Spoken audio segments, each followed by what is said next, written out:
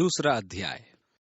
जिस प्रकार उन लोगों में झूठे भविष्यद्वक्ता थे, उसी प्रकार तुम में भी झूठे उपदेशक होंगे, जो नाश करने वाले पाखंड या उद्घाटन छिप छिप कर करेंगे, और उस स्वामी का जिसने उन्हें मोल लिया है इनकार करेंगे, और अपने आप को शीघ्र विनाश में डाल देंगे।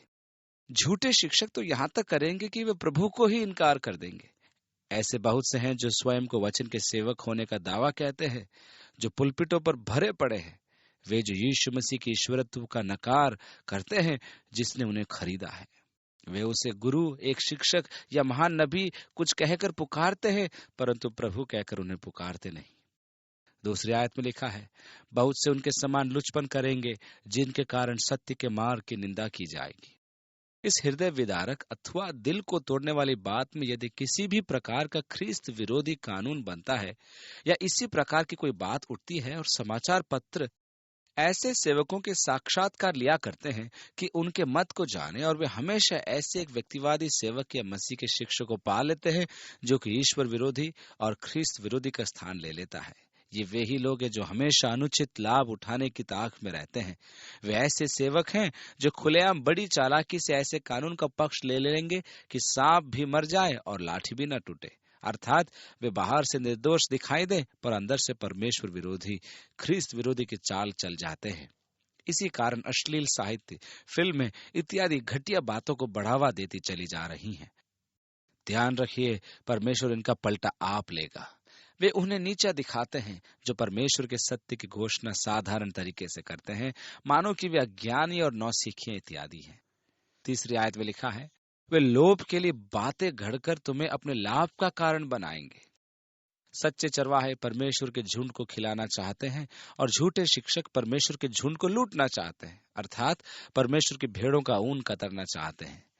परमेश्वर के झुंड को लूटने के लिए उन्होंने बहुत सारे क्रियाकलापों, नाटकों का विकास किया है। निश्चय ही सबसे ताजा तरीका है कंप्यूटर कृत व्यक्तिगत पत्रों को तैयार करने का। आप तो मेरे हृदय में बसे हैं। आज सुबह प्रभु ने मुझे जगाया और आपके लिए प्रार्थना करने के लिए कहा, और आपके लिए मुझे एक वचन दिया है। और वे फिर आगे लिखते हैं, कृपया मुझे बताने का कष्ट करें कि ऐसा क्यों हुआ, क्योंकि हाल ही मैंने आपके लिए बहुत कुछ सोचा था। क्यों ना आप मुझे पत्र लिखकर बताएं कि आपकी समस्या क्या है, जिससे मैं आपके लिए और अधिक प्रार्थना कर सकूं। और कृपया अपने पत्र के साथ एक छोटी भेंट राशि का चेक संलग्न करें, जिससे कि मेरी सेवकाएं भी आगे चलती रह सके। कुछ लोग डाक के पत्रों की सूची खरीद लेते हैं और पत्र को आपके नाम से व्यक्तिगत बनाकर इन पत्रों को भेजते हैं। मैं नहीं जानता हूं कि मैं दूसरे अध्याय को कितने अच्छे ढंग से समझाऊंगा। हालांकि मैं आश्चर्य करता हूं कि मनुष्य द्वारा गलत अर्थ लगाना परमेश्वर के हृदय को कितना चोट पहुंचाता है। आपको मालूम है, ये मुझे परेशान करता और चोट पहुंचाता है। संसार में सबसे शुद्ध व्यक्ति, पर यदि ये बातें मुझे इतना बेचैन करती हैं, तो परमेश्वर को कितना बेचैन करती होंगी। एक संस्था ऐसी है जो पार्कों में बच्चों से मूंगफली के पैकेट बिकवाती है ताकि लोगों से रुपये इकट्ठा कर सके। एक बार हम एक होटल में बैठकर खाना खा रहे थे। बहुत देर हो चुकी थी और हमने निवाला तोड़ा ही था और हमारे मुंह की ओर ला रहे थे। तभी एक छोटा लड़का गुलाब के एक फूल की कली लेकर हाथ में एक अनाथों की संस्था का कार्ड लगाए हमारे पास आकर कहने लगा कि पैसा दीजिए। बातचीत में वो बहुत तेज था। बड़ी तत्परता और मीठे स्वर में बोलकर आपके पास आकर आपके कोट पर वो फूल पिन से लगा देता, और फिर आप तो जानते हैं, फिर सबके पास जा जाकर लोगों से पैसे इकट्ठा करने लगा। कुछ ही देर में उसके पास काफी कुछ धन हो गया। और मैंने उससे पूछा, क्या आप इस संस्था से जुड़े हो? उसने बोला नहीं। फिर मैंने दूसरी एक संस्था का नाम लेकर बोला, क्या आप इससे जुड़े हो? उसने बोला नहीं। तब मैंने पूछा, फिर तुम तो इस संस्था के लिए दान एकत्रित कर रहे हो और तुमने बहुत कुछ इकट्ठा कर लिया है। तब वो बच्चा वहां चुपचाप खड़ा हुआ और कुछ ही देर में वहां से वो भाग गया।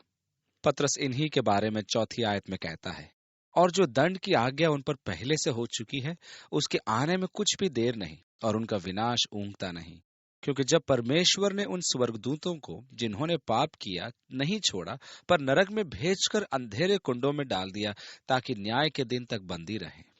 यहाँ अंधेरे कुंडों के लिए एक शब्द है तारतरूस, जिसका मतलब है सबसे निचला नरक अर्थात पाताल। अब ये स्वर्गदूत कौन है जो पाताल में डाल दिए गए? ठीक है, हम जानते हैं कि शैतान वहां नहीं है और बहुत सारे स्वर्गदूत जिन्होंने इब्लीस अर्थात शैतान के साथ मिलकर स्वर्ग में विद्रोह किया था, वे बंदी नहीं बनाए गए और शैतान के साथ मिलकर घृणित या जघन्य कामों को कर रहे हैं। प्रकाशित वाक्य की पुस्तक में हमें बताया गया है कि शैतान को स्वर्ग से नीचे पृथ्वी पर गिरा दिया गया और उसके साथ सितारों के तीसरे भाग को भी। बाइबल के बहुत से टीकाकार विश्वास करते हैं कि ये स्वर्गदूत है जिन्होंने उत्पत्ति 6वें अध्याय में मनुष्यों की पुत्रियों के साथ सहवास किया था और परमेश्वर के पुत्रों ने मनुष्यों की पुत्रियों को देखा। मनुष्यों की पुत्रियों को देखा कि वे सुंदर थीं और ऐसा वर्णन है।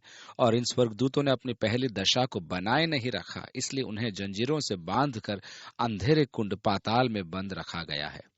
5वें आयत में आगे लिखा है, और परमेश्वर ने प्राचीन युग के संसार को भी न छोड़ा, वरन भक्तिहीन संसार पर महाजल प्रलय भेजा, पर धार्मिकता के प्रचारक नूह समेत 8 व्यक्तियों को बचा लिया और सदोम और अमोरा के नगरों को विनाश का ऐसा दंड दिया कि उन्हें भस्म करके राख में मिला दिया, ताकि वे आने वाले भक्तिहीन लोगों की शिक्षा के लिए एक दृष्टांत बने। यहाँ धोखे का वर्णन है। जैसा कि हमने पहले बताया था कि मनुष्य जो एक भक्तिहीन जीवन जीता है वह अंधा है, वह दूर तक नहीं देख सकता और वह अदूरदर्शी बन जाता है। वह अनंत के प्रति अपनी दृष्टि खो बैठता है। और चूंकि परमेश्वर दयालु और सहिष्णु और धैर्यवान है, इसलिए मनुष्य परमेश्वर की सहिष्णुता का गलत अर्थ लगाता है और वह इसे परमेश्वर की कमजोरी या परमेश्वर मानो अनदेखा कर रहा है ऐसा कहता है और मानता है। परमेश्वर ने उसे पसंद नहीं किया, तब फिर उसने मुझे मिटा क्यों नहीं दिया? यह गलती है। लोग ये सोचना आरंभ कर देते हैं कि परमेश्वर ने स्वयं को पीछे कर लिया है। परमेश्वर ऐसी बातों को क्यों होने देता है? परमेश्वर वास्तव में चिंता नहीं करता होगा, ऐसे लोग कहते हैं। परंतु पतरस इस बात पर ध्यान दिलाता है कि भूतकाल में परमेश्वर न्याय का दंड लाया था। जिन स्वर्गदूतों ने पाप किया था उन्हें तार तरूस अर्थात पाताल या धुलोक में डाल दिया था। नूह के समय में पुराना संसार, सदोम और अमोरा के नगर नाश किए गए और यह कि ये उनके लिए उदाहरण बने जो भक्तिहीन जीवन जिएंगे। आपके न्याय का दिन आ रहा है। आप इस न्याय से बच नहीं सकते। हालांकि कुछ समय तक आप बचे रह सकेंगे, पर लेखा या हिसाब देने का समय आ रहा है और ये मनुष्य के लिए एक चेतावनी है कि एक दिन उसे अपनी सब बातों एवं कामों का लेखा देना होगा जिन कामों को आपने किए या कर रहे हैं।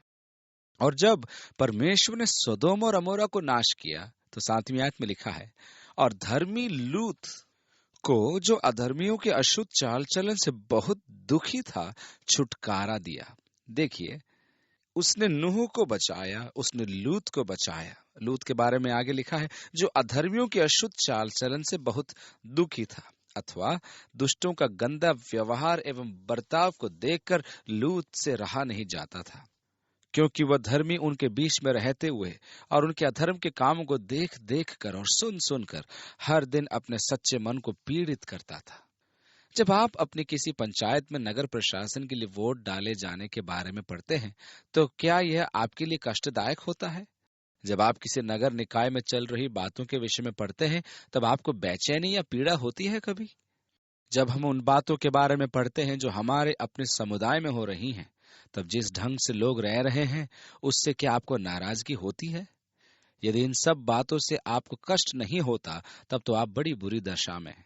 इसका मतलब है कि शायद आप कठोर हृदय वाले बन गए हैं। आत्मा में अब संवेदनशीलता नहीं रही। यह तो सच में अपने आप की रखवाली में ढील देने या शिथिल पड़ जाने का कारण है। यह रखवाली हमारे मनों की होनी चाहिए।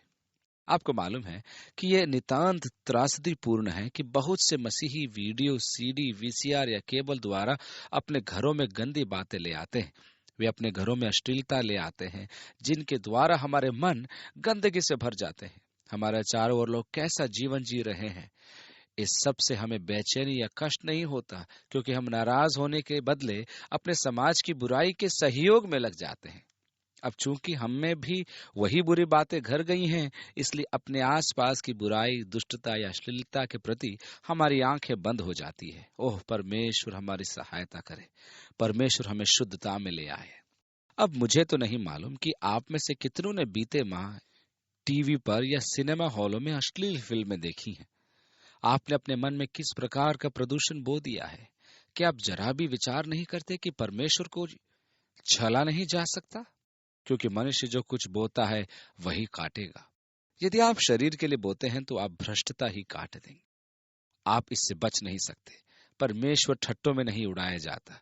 प्रकृति में बोने और काटने के प्रकार का नियम है। जब आप अपने मन मस्तिष्क में किसी प्रकार की बातों को बोते हैं, तब आप अपने जीवन में उसे काटना भी आरंभ करते हैं। प्राचीन काल में लोग जिस ढंग का जीवन जी रहे थे, और जब उसने उनके अवैध एवं अश्लील कामों को देखा तो वो मन में पीड़ित हुआ।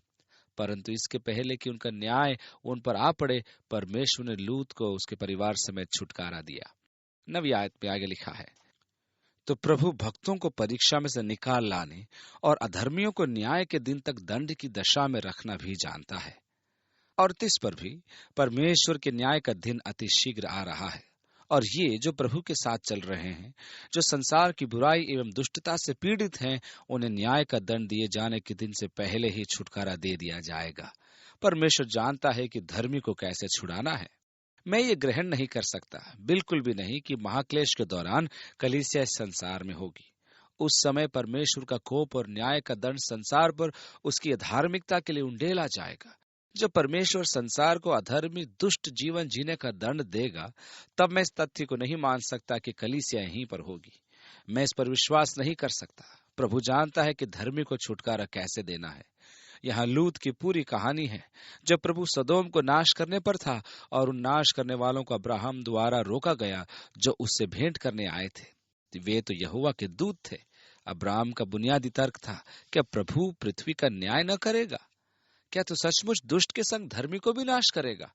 कदाचित उस नगर में 50 धर्मी हों तो। और संपूर्ण दलील का मर्म स्थल यह है कि जब परमेश्वर के न्याय का दंड आता है, तब परमेश्वर दुष्ट के साथ धर्मी को नाश नहीं करेगा। इस प्रकार जब परमेश्वर का न्याय और दंड इस श्रापित संसार पर आता है, तब ठीक जिस प्रकार उसने लूत को सदोम में से निकाल लिया था, उसी प्रकार से सबसे पहले तो वह अपने बच्चों को इस दुष्ट संसार में से उठा लेगा। प्रभु भक्तों को परीक्षा में से निकाल लाने और अधर्मियों को न्याय के दिन तक दंड की दशा में रखना भी जानता है। 10वीं आयत से आगे लिखा है, विशेष करके उन्हें जो अशुद्ध अभिलाषाओं के पीछे शरीर के अनुसार चलते और प्रभुता को तुच्छ जानते हैं। वे ठीठ और हठी हैं और ऊंचे पद वालों को बुरा भला कहने से नहीं डरते। तो अभी स्वर्गदूत जो शक्ति और सामर्थ्य में उनसे बड़े हैं, प्रभु के सामने उन्हें बुरा भला कहकर दोष नहीं लगाते।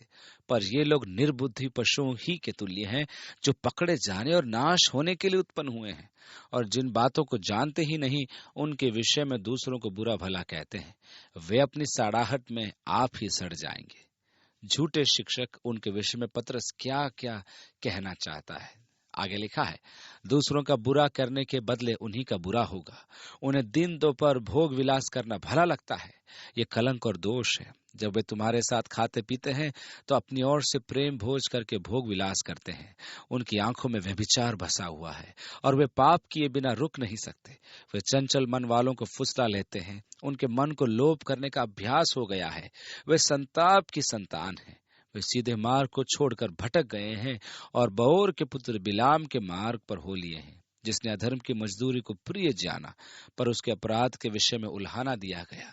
यहाँ तक कि अबोल गदही ने मनुष्य की बोली से उस भविष्यद्वक्ता को उसके बावलेपन से रोका। अब यहाँ वह इन झूठे शिक्षकों के बारे में बोल रहा है। वह इतना वर्णात्मक है जिसके लिए किसी टीका की आवश्यकता नहीं है। इसके सिवाय शायद बिलाम ने अपने व्यक्तिगत लाभ के लिए भेंट लेना स्वीकार किया। राजा द्वारा धन दौलत की लालच दिए जाने पर परमेश्वर ने जो वरदान उसे दिया था, उसको उसने नीच काम में लगाया और अधार्मिकता की मजदूरी को प्रिय जाना। 17वीं आयत में आगे लिखा है, ये लोग सूखे कुएं और आंधी के उड़ाए हुए बादल हैं। उनके लिए अनंत अंधकार ठहराया गया है। वे व्यर्थ घमंड की बातें करके लुचपन के कामों के द्वारा उन लोगों को शारीरिक अभिलाषा में फंसा लेते हैं, जो भटके हुओं में से अभी निकल ही रहे हैं। वे उन्हें स्वतंत्र करने की प्रतिज्ञा तो करते हैं, पर आप ही सड़ाहट के दास हैं, क्योंकि जो व्यक्ति जिससे हार गया है, वह उसका दास बन जाता है।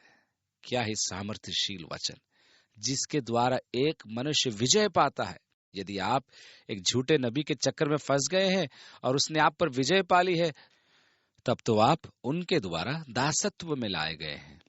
20वीं आयत में आगे लिखा है, जब वे प्रभु और उद्धारकर्ता यीशु मसीह की पहचान के द्वारा संसार की नाना प्रकार की अशुद्धता से बच निकले और फिर उनमें फंसकर हार गए, तो उनकी पिछली दशा पहले से भी बुरी हो गई है, क्योंकि धार्मिकता के मार्ग का न जानना ही उनके लिए इससे भला होता कि उसे जानकर उस पवित्र आज्ञा से फिर जाते जो उन्हें सौंपी गई थी।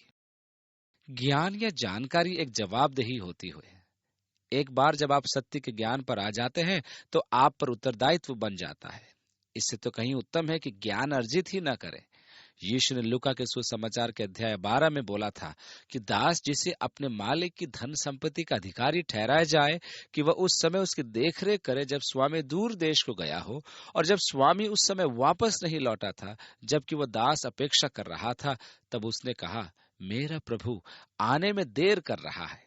और तब फिर उसने अपने अधिकार का दुरुपयोग करना आरंभ कर दिया। अन्य दासों और दासियों को मारने पीटने लगा और मौज मस्ती इत्यादि बातें करने लगा।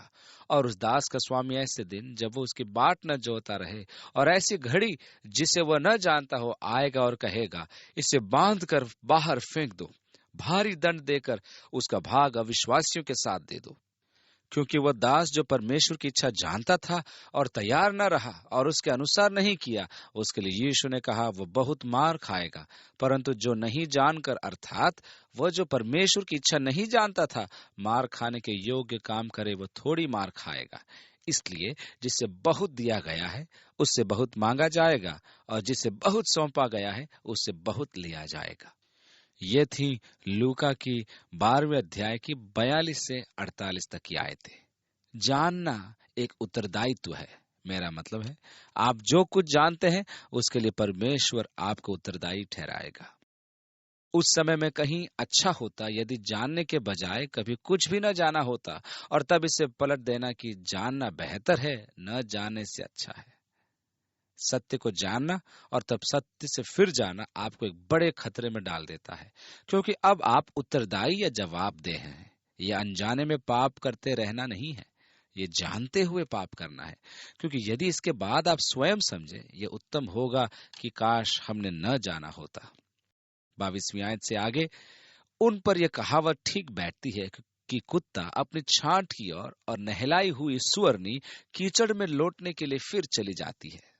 हे प्रियो, अब मैं तुम्हें ये दूसरी पत्र लिखता हूँ और दोनों में सुधि दिलाकर तुम्हारे शुद्ध मन को उभारता हूँ कि तुम उन बातों को जो पवित्र भविष्यद्वक्ताओं ने पहले से कही हैं और प्रभु और उद्धारकर्ता की उस आज्ञा को स्मरण करो जो तुम्हारे प्रेरितों के द्वारा दी गई थी।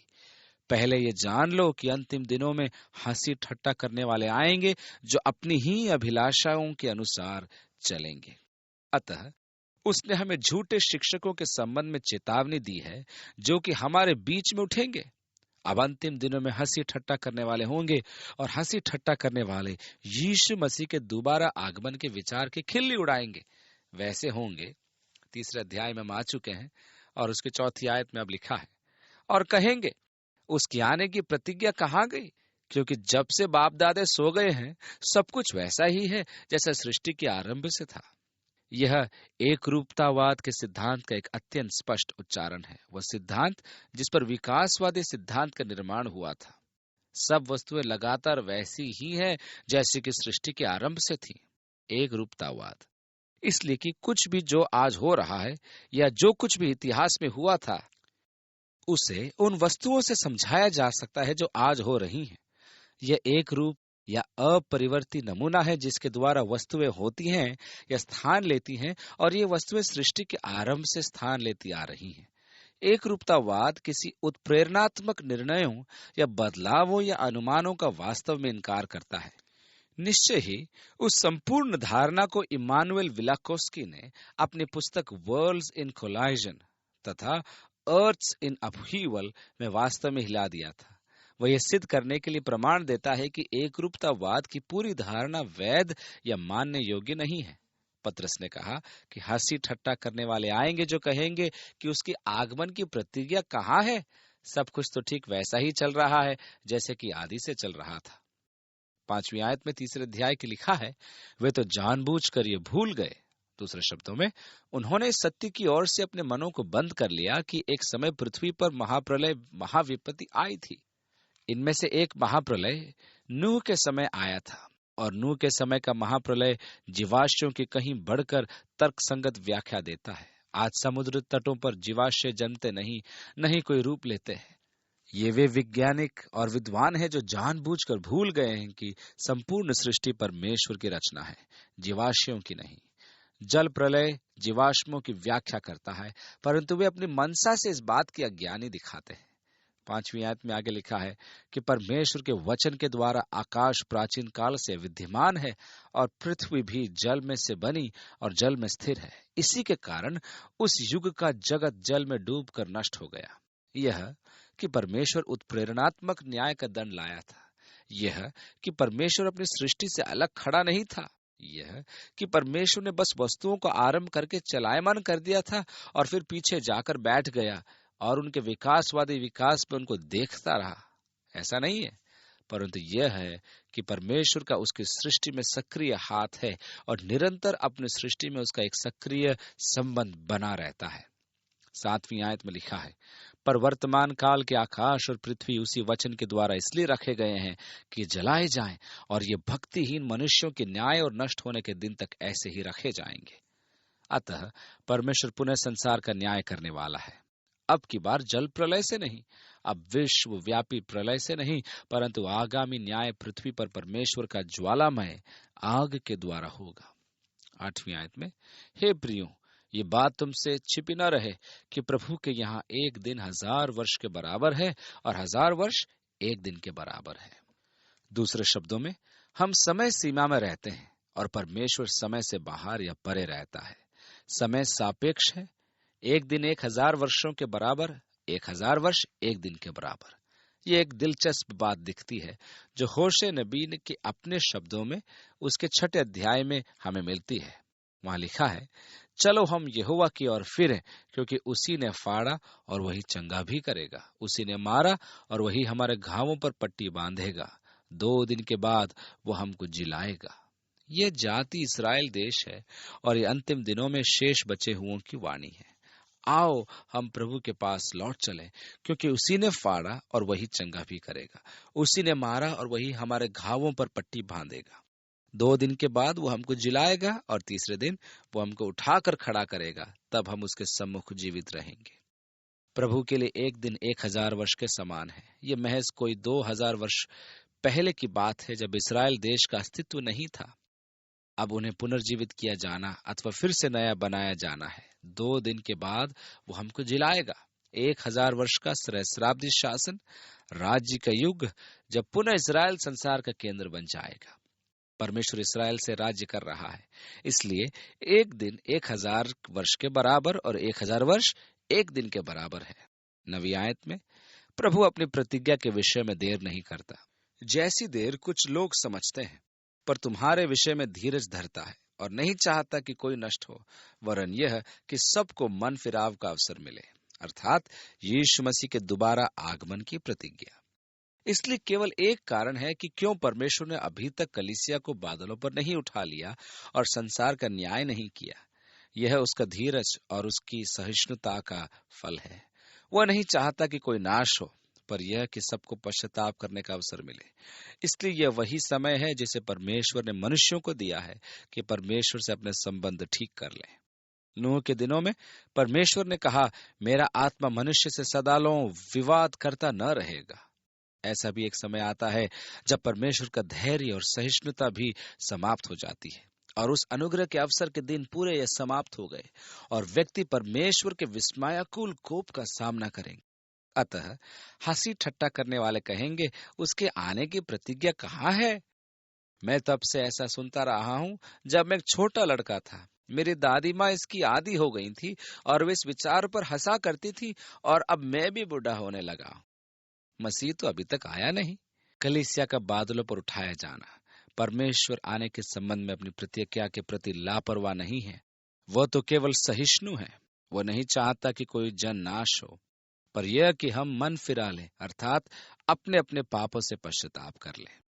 10वीं आयत में आगे लिखा है, परंतु प्रभु का दिन चोर के समान आ जाएगा।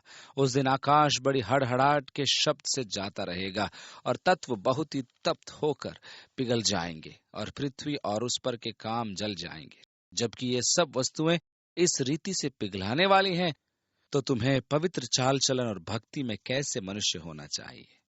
ये पुराना संसार, ये भौतिक संसार, ये वस्तुओं का संसार, सब के सब जल जाएंगे। ये सारा संसार पिघल जाएगा। यदि भौतिक संसार पिघलने वाला है, तब हमें आचरण, व्यवहार और भक्ति अर्थात धर्मपरायणता में कैसे व्यक्ति होना चाहिए।